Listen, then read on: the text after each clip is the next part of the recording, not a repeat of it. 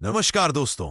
पिछले भाग में हमने जाना कि कैसे सतयुग के महान राजा भरत, जिन्होंने अपने धर्म, त्याग और नीति से इस भूमि को भारतवर्ष बनाया, उन्होंने राज्य और सुख सुविधाएं छोड़कर वैराग्य के पथ पर चलने का निर्णय लिया।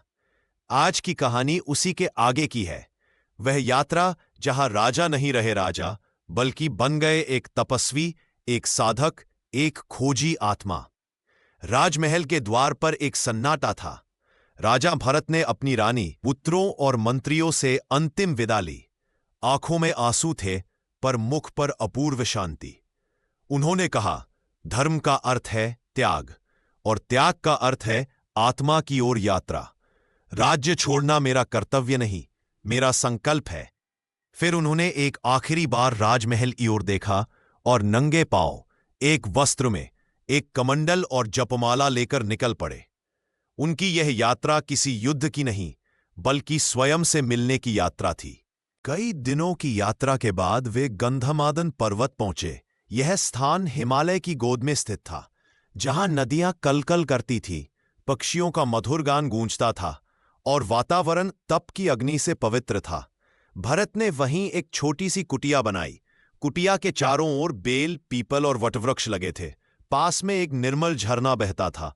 हर सुबह वे सूर्य की किरणों के साथ ध्यान में बैठते। कभी वे ओंकार का जाप करते, कभी आत्मा का चिंतन। उनका शरीर तप से क्षीण हुआ, पर चेहरे पर एक दिव्य आभा थी, जैसे भीतर कोई अग्नि जल रही हो। दिन, सप्ताह और महीने बीतते गए। राजा भरत अब राजा नहीं रहे, वे बन गए थे एक ऋषि। अब उन्हें न राज्य की चिंता थी, न सुख की आकांक्षा।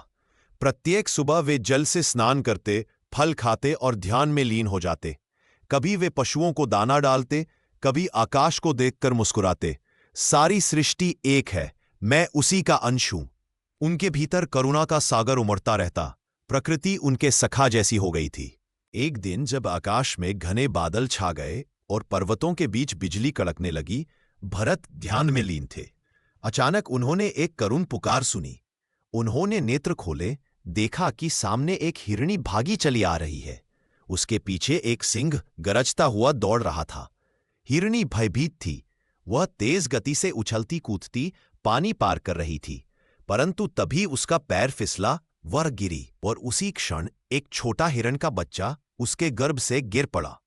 हिरणी ने अंतिम बार अपने शावक की ओर देखा और प्राण त्याग दिए। भरत यह दृश्य देखकर स्तब्ध रह गए। उन्होंने दौड़कर उस छोटे मृग शावक को उठाया। वह कांप रहा था, उसकी आंखें भय से भरी थीं। भरत का हृदय पिघल गया। उन्होंने बच्चे को अपनी गोद में लिया और कहा, मत डर छोटे, अब मैं हूं तुम्हारा रक्षक। भरत ने उस दिन से मृग शावक को अपने साथ रख लिया। वह रोज उसे दूध पिलाते, उसके बालों को सहलाते, कभी फल खिलाते, कभी नदी के किनारे उसके साथ खेलते। धीरे धीरे वह मृग शावक बड़ा होने लगा। वह भरत के पीछे पीछे चलता, उनके ध्यान के समय भी पास में बैठा रहता। अब भरत का ध्यान धीरे धीरे उस मृग शावक पर केंद्रित होने लगा। पहले जो समय वे तप और साधना में लगाते थे, अब उसी में वह हिरण की देखभाल करने लगे। वे सोचते, यह मुझसे भयभीत होकर मेरे पास आया है।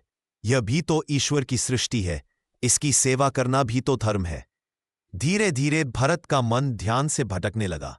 वे जब ध्यान करने बैठते तो उनके मन में विचार आता, मृग शावक कहाँ गया, कहीं किसी पशु ने तो नहीं खा लिया। वे तुरंत ध्यान छोड़कर बाहर दौड़ते, और जब हिरण उन्हें देखकर दौड़कर पास आता तो भरत मुस्कुराकर कहते, धन्य हो प्रभु, मेरा बालक सुरक्षित है। उनका मोह इतना बढ़ गया कि वे रात्रि में भी उसके बिना सो नहीं पाते थे। वह मृग शावक अब उनके लिए पुत्र समान बन गया था। एक दिन जब आकाश में घोर बादल छाए, बिजली चमकी और आंधी आई, मृग शावक कहीं दूर निकल गया। भरत व्याकुल होकर उसे खोजने लगे। कभी झरने के पास, कभी पेड़ों के पीछे, कभी घाटी में पुकारते, मृग शावक कहाँ हो मेरे बच्चे। उनकी आंखों से आंसू बहने लगे। उन्होंने कहा, हे प्रभु, जिस जीव की रक्षा का व्रत मैंने लिया, उसे आपने मुझसे क्यों छीन लिया। वे गिर पड़े, थके, दुखी और मोह में डूबे हुए। उसी समय स्वर्ग से एक दिव्य आवाज आई, भरत, तुम्हारे तप का अंत मोह ने किया। तुमने ईश्वर को भूलकर एक मृग से प्रेम किया, इसलिए अब तुम्हारा अगला जन्म इसी रूप में होगा। भरत ने आंसू भरी आंखों से कहा, हे प्रभु, यही आपकी लीला है तो मैं इसे स्वीकार करता हूं। और उसी क्षण उनका प्राण निकल गया। और जब उन्होंने आंखें बंद की, उनकी आत्मा एक तेज किरण बनकर निकली, पर अगले जन्म में वही आत्मा जन्मी, एक हिरण के रूप में।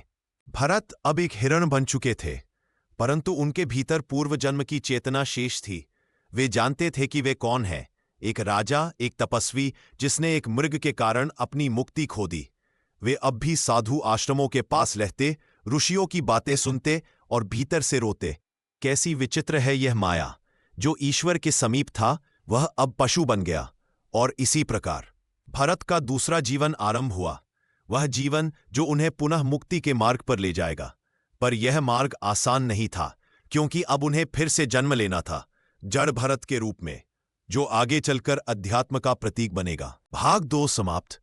अगले भाग 3 में आप सुनेंगे कैसे हिरण रूप के बाद भरत का पुनर्जन्म जड़ भरत के रूप में हुआ, कैसे उन्होंने संसार से पूर्ण विरक्ति प्राप्त की और कैसे उन्होंने राजा रहुगण को आत्मज्ञान का उपदेश दिया।